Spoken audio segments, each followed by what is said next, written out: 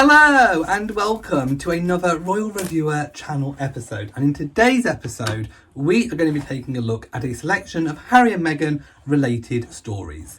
Today is the 16th of June 2021 and I woke up to the news that Meghan, the Duchess of Sussex, might be accompanying Prince Harry when he returns for the unveiling of the Diana statue. So those of you who don't know, it was commissioned for the 20th anniversary of her passing, and we have been waiting with bated breath to know what the design is and to see what it actually looks like. Also, we waited for a good number of years to find out where it was going to be situated. It is going to be situated in the sunken garden outside of Kensington Palace, which was one of Diana's favourite places at the palace. Many people have speculated over the past that Harry would come to the UK on his own, that Meghan, of course, having a newborn baby, would be staying in the US.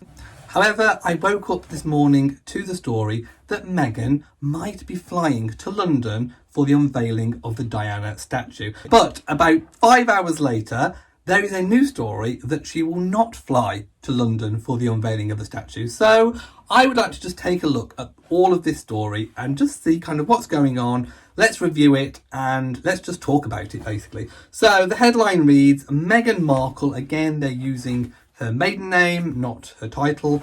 She is still the Duchess of Sussex.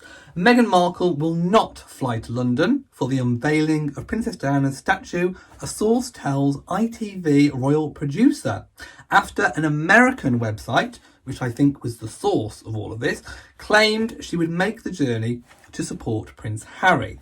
So, a source close to the Sussexes, again, we do not know who this source is or where it's come from, is understood to have dismissed reports from earlier on today that Meghan Markle was planning to travel to London for the unveiling of the new Princess Diana statue.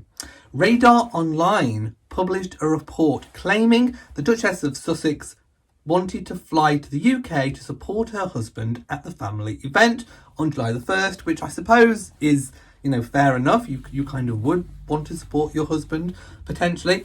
Although it is important to note that obviously with COVID restrictions, with travel, and also having a newborn baby, it might prove a little bit difficult with travelling with a newborn child, especially if you have to quarantine, especially under current guidance where you are actually supposed to quarantine for 10 days after arrival into the UK. So it would kind of indicate that if Meghan was going to come, that perhaps Harry and Meghan might even bring the children and have a bit of an extended stay. So Radar Online quoted a source who said that Meghan wanted to be by Harry's side as he faced his family for the first time since the Duke of Edinburgh's funeral, and subsequent interviews in which he accused the family of passing on genetic pain. I'm sure we've all heard, at least if you haven't watched the whole thing, if you haven't watched the Oprah interview or what he said during the Me You Can't See, most people will have heard sound bites or will have read bits about what he said, where he criticised basically his grandparents. He criticised the Queen and Prince Philip and how they brought up Prince Charles. The claim has been dismissed, with a source close to Harry and Meghan telling the Daily Mirror Meghan is not going to travel. She has just had a baby and Harry will travel alone. ITV royal producer also tweeted Meghan will not fly to the UK to join Harry for the unveiling of a statue of his late mother, Princess Diana, on July the 1st. A source confirmed after a US website claimed she would be attending. Of course, William and Harry will unite on the occasion for what would have been Princess Diana's 60th birthday. There are also numerous reports claiming that the Queen has invited Prince Harry for lunch at Windsor Castle during this visit. Of course, that will be the first time that Harry has had a one-to-one conversation or sit-down lunch or meal with the Queen since he and Meghan decided to step back as senior royals. The Queen, of course, has always maintained that Harry and Meghan will continue to be much-loved members of the royal family. So let's just talk about a few things for a moment. There could be a couple of scenarios going on. The first scenario could be that the story that came out this morning from America may have been just completely false. It could have been made up. And then, of course, we could have had the scenario where the Sussex camp are then correcting the fake news, which is kind of what they have been doing ever since they stepped back. The second scenario, of course, could have been that they were testing the waters to see how the public would have reacted to news that Meghan would be joining Harry back in the UK. And I have to say, when I read the first report saying that Meghan was going to join Harry, the comments from the public were not supportive at all. I mean, I was just reading through them. I'll pop some on the screen in a moment. But basically, what Harry and Meghan have done with all the interviews and dissing the royal family, I mean, it's one thing to kind of step away and move away, but it's another to completely trash, your family. And that has not gone down very well with the British people. And you can tell by reading the comments, the level of disgust that people have got for Harry and Meghan right now. Harry and Meghan are at an all-time low with their popularity here in the UK. Of course, they are going to have their supporters and they are going to have the people that really, really, really, really don't like them. Most people, I think, kind of fall somewhere in the middle. They have an opinion, but it doesn't really affect their lives. But just going through, the general consensus of the comments is not good. I selected a few randomly, which include comments like, if Harry and Meghan return, people will turn their backs on them. Harry and Meghan return together, that they will be egged with rotten eggs, throwing rotten eggs at them, throwing rotten tomatoes. The comments are not positive at all. If, of course, Harry and Meghan's camp in America were reading those comments and seeing the reactions put out there by members of the British public, they may have actually changed their mind. And then, of course, leaked some information that Meghan was not going to return. As I said, it would perhaps potentially have been a little bit difficult for Meghan to return anyway. She's just had a baby. She has another young child, Archie, but they still could have travelled potentially. It's not impossible. I just think it would have meant that they would have stayed a little bit longer, had a bit of an extended stay in the UK. Let's not forget, they repaid taxpayers' money, taxpayers' funds for Frogmore Cottage. They are still paying a rent on that cottage. So they could potentially have gone back to Windsor and had a bit of an extended stay. So let me know in the comment section below, which scenario do you think it was? Do you think it was just incorrect information from the get-go? Or do you think it was Harry and Meghan and the Sussex camp testing the water and then seeing this reaction and then literally changing their minds? I mean, I will just go to the comment section now of this updated video, and believe me, I haven't actually looked at the comments yet on this video. You can select newest, oldest, best rated and worst rated. So I'm going to do the best rated comments first. So this is the comments that have got the most thumbs up, and then I'll read some of the worst ones. So these are the comments that people most agree with. So the top comment reads, because of her, oh my God, you couldn't make it up. The one underneath says, booing acknowledges their existence. Ignoring them and or greeting them with silence is a far better sign of disgust. It's like the opposite of love isn't hate. The opposite of love is indifference. Another comment says the royal PR is obsessed with Meghan Markle. And another reads, that's because they've continued to behave appallingly. The damage has been done. I hope if she's seen in public, people will turn their backs on her, which is similar to the comment that I saw before. Another commenter says, well, she has got to get more gossip for Oprah. Another user says, no one wants her there. Okay, so let's switch it over just for some balance and put the worst rated. So this is the comments that people don't agree with the most. So someone from Texas posted, just the sort of selfless act you would expect from Princess Meghan. After all, what the royals have done to her, she still offers them her kindness and love. So humble, so loved. Another person says, not surprised, as the monarchy thought Harry and Princess Meghan would perish without them. But on the contrary, they have flourished and are happy. No wonder the monarchy is super jealous. Another user replied, what a sweet thought from Princess Meghan. We love you, Princess. Be our queen. Another user comments, perhaps this display of courage and love by Meghan as she walks into the lion's den of irrational hatred that is the UK will move the royal family to a rapprochement. Surely the Duchess's willingness to sacrifice herself for the sake of her husband, again and again, will convince the royal family that they have misjudged her. Let me know in the comment section below what you think. Also, in other Harry and Meghan news, on the 15th of June, I read an article that said that Harry and Meghan want to hire a brand guru who helped Nicole Scherzinger amass a £10 million fortune with lucrative ad deals as they rapidly expand their business empire. So obviously this is news. By the way, I should say that Harry and Meghan have had amazing commercial success since they started to attempt to earn their own money independently of the royal family. They have a very successful Netflix deal. They have a very successful Spotify deal, although I think they've only produced one thing for Spotify and they're yet to actually have anything completely broadcast on Netflix. Of course, Harry also has been working with Oprah for the Me You Can't See. Meghan also has released a book. So Harry and Meghan are doing really, really well commercially, which I think kind of made people question why, if Harry and Meghan are doing so well commercially, why do they have to keep revisiting the royal family? Why do they have to keep constantly referring to the royal family, referring to their connections to the royal family?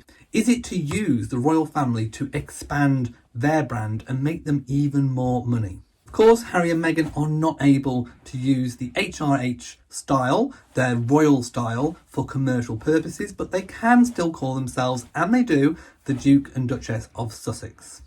So, Ollie, who has worked with Nicole Scherzinger, who is currently 42, for 7 years, has helped the X Factor judge land lucrative deals, including her Muller Corner yogurt endorsements. It is thought they are worth a total of £10 million. So a source told The Sun the couple want a fortune bigger than Nicole's, explaining Harry and Meghan are rapidly expanding their business empire and want the best in the business to help. Well, can you imagine Prince Harry licking a Muller yogurt? Anyway, one thing I would like to say about Harry and Meghan's commercial activities and their kind of non-profit Archewell charity is that the two are kind of intertwined a lot. And I probably haven't commented on this before, but when they first launched the website Archewell, when I went to have a look, you remember when it launched and Harry said that I'm my mother's son, and there was a picture of Diana that he'd used. On the site, so the Archewell Foundation is a non-profit, which means obviously that any money raised goes back into the charity. I have no idea what the kind of tax implications are in the US for that. Apparently it is a non-profit, not-for-profit.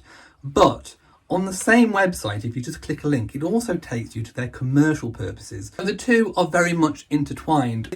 They're kind of almost using the Archewell as a vehicle to still further their own independent money-making activities. So the two are kind of they are completely intertwined is what I'm trying to say. So I personally would like to see a little bit of separation between the two. I'd like to see Archewell being a standalone non-profit organisation where all the money raised goes completely back into charity. And of course, Harry and Meghan have done a lot of good charity work since leaving the royal family. I will say that. Then I would like to see a new vehicle for their independent commercial activities, just so for their own sake, really, then people cannot claim that they are using their own charity raising activities to kind of raise money for themselves. Of course, I have no idea whether or not they are going to hire Ollie, Nicole Scherzinger's PR guru. The one thing I will say though about Nicole, she has an amazing voice. If you haven't checked out Nicole's video where she sings in an operatic style, my goodness, she has an amazing voice. Go check out Nicole Scherzinger, Phantom of the Opera, and that was amazing. She has such an amazing range. Could you imagine Harry and Meghan dressed as a phantom and Christine? Right, so my final Harry and Meghan story of the day is of course about Meghan's latest foray into the literacy industry. She wrote a book, a children's book, and of course the book was based on a poem that she wrote for Harry for Father's Day. So basically there is a best-selling chart of books in the UK. I'm sure that happens in other countries too. And they are now claiming that Meghan has failed to make the top 50 bestsellers with her latest children's book, as she loses out to high-flying Marcus Rashford. So Meghan's first children's book has failed to hit the UK charts top 50 after selling 3,212 copies in its first week, being beaten by footballer Marcus Rashford's self-help guide. Now, I did check the rules on how they compile the charts, just in case they didn't include things like Amazon or online sales. They do. This is a compilation of physical book sales from actual bookshops, but also from online, such as Amazon.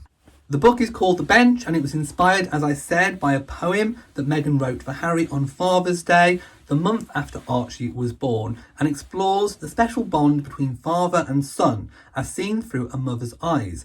It's released at £12.99 in the UK, and was the UK's best-selling picture book last week, after being released on June the 8th. It did not perform so well on the wider chart. So in terms of just the narrow field of picture books, it did well, but on the wider book sales chart, it failed to reach the top 50. But experts said it could still make a fortune by being sold worldwide. Obviously, the publisher has rights to translate it into multiple languages all around the world. The book, of course, does have beautiful illustrations. However, there was some controversy when it was first announced because people were criticising it, saying that it was very, very similar to an already existing book, pretty much about a bench. An industry insider said, but I don't think that's a disappointment for Penguin Random House children's, as picture books generally don't sell huge amounts starting out, even if the writer is the Duchess of Sussex. The aim is the long game, as picture books tend to have a longer shelf life than adult titles. The idea is to keep them selling week in and week out, and it's not about a quick hit. Early reviews for Meghan's foray into writing were not universally positive, although one cooed that the book's storytelling and illustrations give us snapshots of shared moments that evoke a deep sense of warmth. Another described it as soothing and loving, although a little schmaltzy in places, while a third said it read as if it had been penned as a self-help manual for needy parents rather than as a story to entertain small kids. A further review said, one wonders how any publisher could have thought fit to publish this grammar-defying set of badly rhyming cod homilies, yet alone think of any child anywhere who would want to read it.